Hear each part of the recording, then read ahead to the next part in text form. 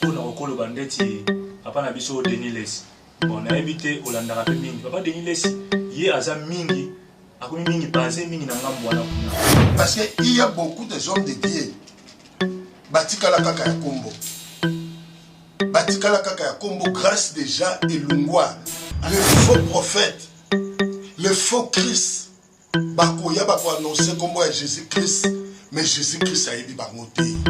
Shalom shalom na bana na nzambe nyonso tu esika ezomi bino na yebi ete boza ya kosepela lisusu po ete esali mikolo ebele bomona lisusu émission tolobela nde tozwaki mwa pause mpona komela bino ba news kitoko makambo kitoko na yebi ke ebele babengaki ngai neti Pasteur Maurice abengaki ngai alobaki Frère Blaise ba émission ekenda wapi vraiment tozongi lisusu avec force ya koyela bino basango malamu ba news ya kitoko mpona bana na nzambe wana toza kopesa nanu merci na papa ochangesaka oyo aza derrière la caméra donc ye nde asimbi régie topesi bambote esika azali babengi ye mokonzi ya bilili le master oche wana tozopesa mbote na biso na mk mokonzi esika azali kuna na congo topesi mbote na bapaster nyonso tu paster jano paster Derek Yayo longo na famille mobimba donc bandeko nyonso bozolanda biso ya émission tolobela nde esika bozali ya groupe Shilo cinéma ya groupe Shilo théâtral groupe Shilo musique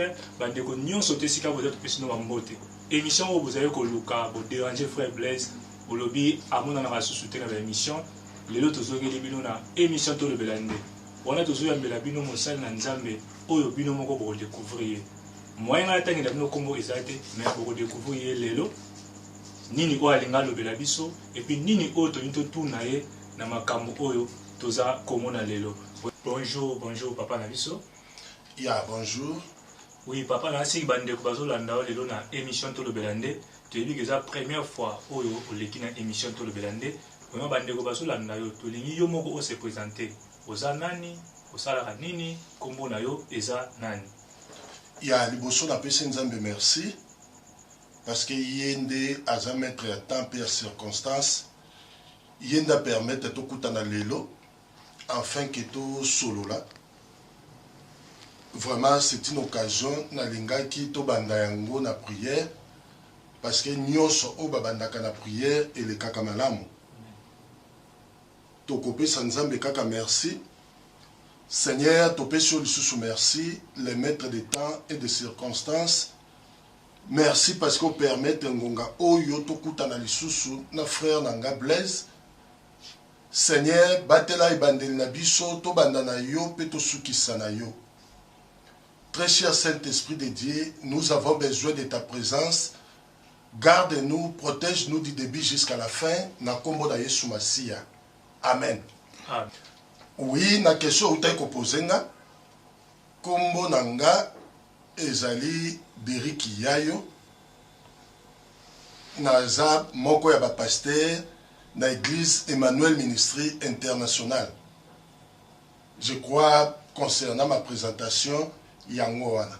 Merci papa Derek Yayo nasi bandeko bolandi nga na yebaki ja komona ye mais nalingaki ye moko a se présenter nasi bozi komona ye awoye sabiso papa Derek Yayo aza marié aza célibataire papa Derek Yayo aza na bana papa Derek Yayo afandi na quartier nini. Oui, merci encore pour la question. C'est une question très importante. Naza marié, na maman Didi Maswayayo, naza père des enfants, naza na bana mi balé, mi makerekere, na Christian Yayo. Donc je suis père de la famille. Merci papa Derek Yayo nasi bandeko bolandi émission tolobela nde biso tolobaka nde vérité tolobaka makambo oyo ezosalama tokreaka bahistoire te toyaka tokutani na moto tosololi na ye alobi oyo eza kati na ye donc yango wana toye émission tolobela nde toye tolobela elongo na papa na biso Derek Yayo. Papa Derek Yayo tomoni otangi kombo ya église na yo Emmanuel esika ozali toyebi te papa Derek Yayo aza pasteur titulaire na église papa Derek Yayo aza adjoint papa Derek Yayo asalaka mosala nini na église esika yazali. Oui, merci encore pour la question. Lokola na utai koloba naza moko ya bapaster na Emmanuel Ministry oiza église internationale naza pasteur adjoint titulaire nanga yende papa na biso visionnaire ya église ngande naza deuxième pasteur na église Emmanuel Ministry International na Cape Town. Merci, merci bande konasi bolandi vraiment papa Derrick Yayo azolo ba bien makasi na yeli lelo boko sepela esika ozali eza émission la mena liboso bozo na 2022 oyo vraiment papa Derrick Yayo tolandi yo na bokebi nyonso question la mususu ezali papa Derrick Yayo oza pasteur yelo ba to mingi bazo comme ba pasteur au mona kaka lali ala muki lokola yebi français bien lokola tanga la bible mingi malamo a commis pasteur est-ce que pasteur Derrick Yayo aza consacré nani muta consacré na église nini et puis na année nini oyo ye a commis pasteur? Oui, merci encore pour la question. C'est une question vraiment très importante. Naza pasteur consacré, Naza pasteur autoproclamé. Et d'ailleurs, depuis ma naissance, nakola d'abord na kati église, na passé jeunesse na kati église. Na moment oyo nzambe permetaki toya na Cape Town toya pe mwa kala toye to servir nzambe na Cape Town jusqu'à ce que tozala consacré toujours na même église oyo naza ko evrer lelo Emmanuel Ministry. Comme je vous ai dit au début, mon père spirituel s'appelle Emmanuel Kwete. Yende aza pasteur nanga titulaire. Yépe mouta consacré comme pasteur na église Emmanuel Ministry International. Merci papa Derrick, nasi bandeko bolandi poto boyo no akomela pasteur wapi nani mouta consacré lelo ye moko alobi ngai te o frère Blaise yo te ngai te ye moko alobi ndenge nini parcours na ezali. Merci papa Derrick toza kolanda vraiment na esengo nyonso tungai to yebali papa Derrick est-ce que lelo oyo na musala oyo koti ya kozala pasteur ya kopanda sango malamu est-ce que eza facile tango koti yango est-ce que koka yango omema yango tina suka pour le zo mona basala nzambe mingi abandaki bien na komi na suka astengami est-ce que tango ndimi ko kota na nzela oyo nzambe asali ki lelo ko mosali nae oko respecter makambo sto oke nango tina suka? Oui, merci encore pour la question. Et c'est une question très importante. La vie d'un pasteur, c'est une vie très difficile parce que tu n'as pas une vie privée. Et lorsque nous sommes dans la vie, tu es devenu comme un miroir. Donc partout place aux tambola, aux la vie privée. Tu es obligé, il y a tambola la vie à sainteté, afin que aux un bon serviteur. Tu es obligé, il y a privé, na makambu mususu, afin que ozala objet il y a simplicité pour nabato mususu. Donc ce n'est pas une vie facile. Ça arrive des fois mouma bat balali aux obligeaux la muka obondela. Mouma bat balali tu reçois d'appel yoko kiko kang appel à fonte parce que zana batou bazana besoin de prière il faut oyamba bango comme étant un bon berger. Mais tu l'as dit que le pasteur, il m'a dit que l'église sika, aux ana moto, la prière, mais tant l'église est comme un nene, tu vas comme belé, le pasteur a comme une connexion avec mon sous pour dire que ah derrière ni ma commune avec moi l'église déjà fani na. Comme un pasteur, c'est une vie. Et ça est loko oya provisoire te. Non abandi na moment moko na lembi. Bien aimé dans le Seigneur. Un pasteur, un berger azwaka soin ya ba brebis na ye du début jusqu'à la fin. Ta ya récréation ezalaka te. Je crois qu'il a répondu à la question. Oui, question de litoko vraiment na si papa ochangesa kala ndi yango bande ko bazolanda biso boyo ki vraiment réponse ya papa na biso pasteur Derrick Yayo. Alors ndenge ba question biso ya ko kende. Vraiment soko za na ba question na olingo tu na papa Derrick komela nga na WhatsApp na ngai numéro yango wana ezawana okomeli biso na deuxième volume na biso tokoya tokotuna ba question nyonso tu oyo boko benga oyo boko komela biso. Vraiment pasteur toza ko continuer toza na timing rezoa te lelo mais na deuxième volume toza mo tembele to ngoto lo bia likamu oyo zo le kalelo. Oui. Na milieu ba chrétien makambo zo le kalelo of ba to ngato loto bete la bina seti na ngolelo. Tozo mo lelo ba pasteur ba kuna ba ranking. Ba ranking na to bango na ba mission mokili ona mission ona o ba yokana te ba lika ba TV ko finga na ko swana. So to moni loko wana ekoti mingi na kati ya église. Na kati ya église on a pasteur ba za na problème o aleki na réseaux sociaux afingi muninga alobi ba véritable misi makamuna e o pe kuna leki abimisi est-ce que makambo wana eza malamu to eza mabe? Oui, c'est une très bonne question encore. Bien-aimé dans le Seigneur, au besoin yo kangai. Moment où tozo vivre, tozo poussana déjà vers la fin. Il y a des signes que la Bible oya annonçaki yango yekomi déjà kokokisama. Soko tangi na livre ya Matthieu 24, Bible lobi na biso makambo oyo tozomona. Parce que barankine oyo komi entre basal na nzambe entre bango. Alors que Bible lobi, si tu as un problème avec ton prochain, lukaye, bokutana, bosolola. Na moment bo trouver compromis, wana de troisième personne a koki koleka. Les médias, c'est pour annoncer la parole de Dieu. Les médias, et sengeli toleka, parce que nous sommes des serviteurs des hommes. Nous sommes des serviteurs de Jésus-Christ. Nous devons utiliser les médias pour annoncer la parole de Jésus. Je crois, Ezaberer ou Ezo Salama. Et d'ailleurs, la Bible dit, on reconnaît l'arbre par ses fruits. Sokomoni, manga, et bimina nzete avocat, Eza suspect. Bien aimé, toye baba place tozo kende, toye baba place ya kocha makolo, de peur que au lieu aux ala béni, au que kozwa malédiction. C'est ça, je crois, la réponse d'après quelques pistes. Merci papa Derek. Nasi bande kobolandi, basal nanzambe o boza kolanda biso. Vraiment toti kama kambwana ya kobebana ka kobebani.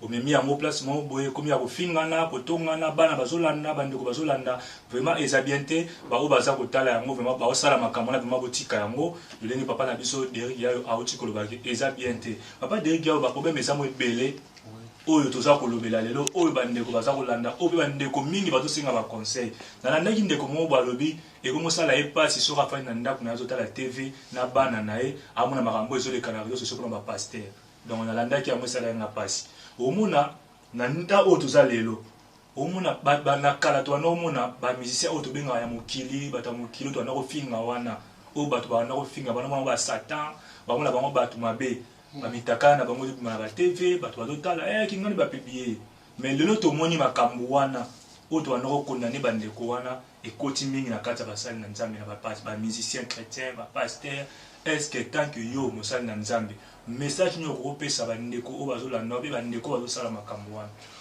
Oui, bien aimé dans le Seigneur, na lingaki na question oyo soki tokokotanga livre ya Timothée 2 Timothée 3 verset 2. Je peux le lire rapidement parce que tokokosala l'émission en tant que pasteur sans que tout se réfère à la Bible parce que Bible yangonde est la constitution na biso. Nyoso tokosala, nyoso tokoloba. Il faut te trouver dans la Bible. La Bible nous dit, car les hommes seront égoïstes, amis de l'argent, fanfarons, hautains, rebelles à leurs parents, ingrats, irréligieux. Amen. Makambo nyoso tozomona. Batu bakomi ko publier ba nidité na réseaux sociaux. Mingi eza lokoso ya mbongo kala le WhatsApp ezalaki te, YouTube ezalaki te, makambo ezalaki te. Mingi ekomi mpona ba vie po azwa mbongo a publier ba nudité enfin ke azwa ba vie ebele po azwa mbongo likolo ya lokoso ya mbongo tokomi kobima na nzela ya Jésus-Christ. Bien aimé dans le Seigneur, je l'ai dit, ce que mon inzeta manga et zobot avocat lungwa et suspect. Amen. Amen. Nasi bande ko boza kolanda biso esika bozali vraiment papa na biso pasteur Derek yayo azotali sa biso makambo eza ya solo yo ozalo sala makambo wana tozobetaka asete tozabatu mais il faut totika yango to sala musala ya nzambe ndenge esengi vraiment papa Derek tozakokidana kochite question mususu ezali oyo bandeko batunaka yango mingi bazokonde mpe kotunaka biso yango mingi papa Derek yayo lelo relation na yo ndenge okoti na mosala oyo ndenge obandi mosala oyo lelo ya kozala pasteur oza deja na relation ya bien na bapasteur na ville oyo ozali awa na Cape Town eza na bapasteur oyo osololaka na bango bien oyo kozalaka mpe bien na bango? Oui, normalement, parce que un pasteur, ou un ranking, un pasteur, un sous au côté à Batunine.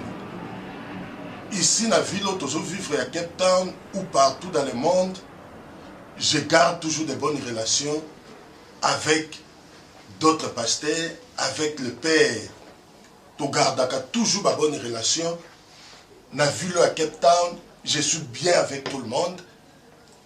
Dans Djobourg, j'ai des pasteurs. Oyo, on garde de bonnes relations partout dans le monde. Je crois que c'est ça. Parce que l'amour, d'abord, est un commandement. Oyo, est très important pour la biso bananzame. Merci, merci vraiment. Topesi mbote na biso na Pasteur Jano, topesi mbote na biso na ya Eder Sasa. Na yebi ke boza kolanda émission esika boza bo vandi vraiment bolobi non émission to lobelande live ezongi elongona les master Oche Angesaka. Vraiment question la biso monsieur Zali, papa d'Eric tozomona lelo. Makambo zo leke bele to keneka ba biso surtout pour na basal na nzambe. Vraiment toye pona ko betela mo c'était parce que émission o ezali to lobelande. Yango toye to lobela makambo o ezoleka. Pona basal na nzambe même ba musicien même banani o ba sala nzambe makambo eza koleka lelo oyo to ko tuna question est-ce que lelo ningo zawana o ko ma porte parole ya Jibem Piana porte parole ya Koffi Olomide ya Wera ya musicien moko o to benga musicien profane est-ce que lelo ko ba dans les réseaux sociaux aye pasteur o ba lobela rapona ngai o yebu ba no kumisa ye o lobela pona ye o lobela ka makambo na ye est-ce que ko sala yango bien aimé. Et la question qui toko, oyo na sengel ko répondre. Nous sommes appelés à servir un seul maître. Maître oya biso ezakaka yemoko Jésus-Christ. Je suis fier, le loba loba, naza porte-parole y a Jésus-Christ. Parce que je suis le ministre de Jésus-Christ. Je travaille pour Jésus-Christ. Parce que y a un rémunérateur de ceux qui le cherchent. Je sais que l'air n'a sala et pas na ye, l'air n'a dimi que la porte-parole na ye, na yebike akofutanga un jour. Na ko la porte-parole ya mutu ya mokilité. Na ko la porte-parole ya musicien ya mondente. Je suis le porte-parole seulement de Jésus-Christ. C'est ça ma mission en tant que pasteur. Amen. Merci papa d'Eric Yayo vraiment bandeko o bozolanda biso. Oyoki o papa de ki ya le biso to abi mingi na biso bana ya Cape Town to bongisa vraiment pour être musala nzambe kinde bien vraiment to comme la suka papa de Eric na yebi okoza na bato mi balé to misatu okopesa mbote et ko sala bien na ba o baza kolanda vraiment.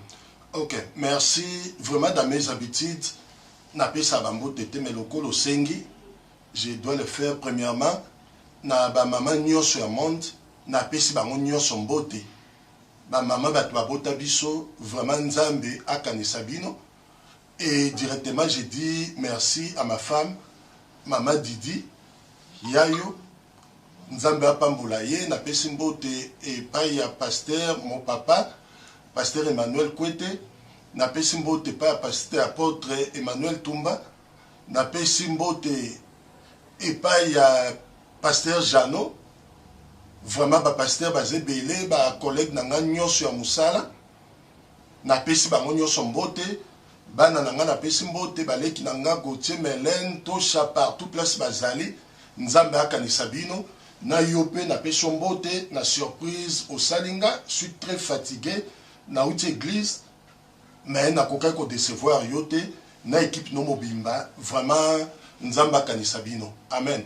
Amen. Merci, merci papa Nabiso pasteur d'Eric Yayo. Vraiment bande ko noso bozola Nabiso ba pasteur au bozana Cape Town. Ba musicien chrétien au bozana Cape Town. Olingi o le kana émission to lobelande o contacter biso numéro na biso ngwana ya frère Blaise Nzinga et puis numéro ya papa na biso Emmanuel Ochi Angesaka to benga le master mo konzabilili.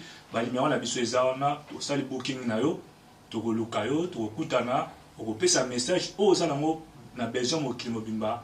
Balanda yo vraiment beau s'abonner massivement à la chaîne Nabiso Shilo Cinéma TV beau s'abonner beaucoup ça va news à bien beaucoup ça makambo ya bien oyo eza koleka vraiment merci na papa Ochangesaka merci na ya Eder Sasa merci na Philippe de Couve Tension to pesi ba bonne fête ya ba maman nyonso to esika bozali balobeza Mother's Day donc bo fête malamu ba maman to ebi ke binonde bo botabiso vraiment na maman na nga Isabelle senga esika zali na pesi mote na Emilienne Kamanda MK balobi maison MK na Kine bana tout ya Kine na bandali bokene maison MK ezana bokolia bokolata biloko ya kitoko. Vraiment merci na pasteur Jano, merci na pasteur Maurice, merci na pasteur Costo, merci na basali na Nzambe nyonso ba musicien boze belé à Cape Town na tanga bakombo esate pour ozalao atani o te boze belé na lingi bino mingi bana nyonso tu ya émission to belande bo s'abonner na chaîne oyo bokoleka na ba émission to boyamba bino pona musala ya Nzambe ekene liboso. Merci tika ete kolo apa mola biso tokutani na volume 2.